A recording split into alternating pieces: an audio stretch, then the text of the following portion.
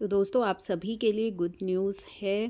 जैसा कि आप स्क्रीन पर देख पा रहे हैं, इंडिविजुअल और एचयूएफ, यदि आप इंडिविजुअल या एचयूएफ हैं तो आपके केस में यदि आपके अकाउंट्स ऑडिट होने, accounts are required to be audited under section 44 A B आपके अकाउंट्स ऑडिट होने हैं। किस केस में? Where the total income assessable under the act during the previous year being individual 80 years या ज़्यादा उसकी एज है ड्यूरिंग प्रीवियस ईयर, और who furnishes return in ITR 1 and 4 and in any other cases.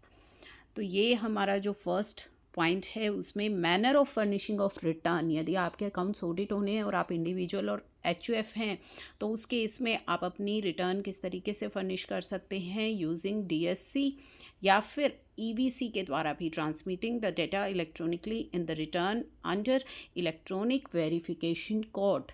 ठीक है, तो audit cases में भी आप अपनी ITR EVC के द्वारा सबमिट कर सकते हैं। और इसके अलावा जो है फॉर लिमिटेड लाइबिलिटी पार्टनरशिप या for any person who is required to file return in ITR 5 और जिनके अकाउंट्स को ऑडिट होना है, accounts are required to be audit under section 44 AB, तो वो इलेक्ट्रॉनिकली अंडर DSC से भी और अपना EVC के द्वारा भी अपनी रिटर्न को फाइल कर सकते हैं। तो ITR फाइलर्स के लिए और टैक्स ऑडिट वालों के लिए ये इम्पोर्टेंट चेंज जो है वो अभी आया है कि आप अपनी जो ITR है वो फाइल कर सकते हैं EVC के द्वारा, और टैक्स ऑडिट रिपोर्ट भी आप अपनी EVC के द्वारा फाइल कर सकते हैं। तो ये बड़ा इम्पॉर्टेंट जो चेंज है वो आपके लिए आया है।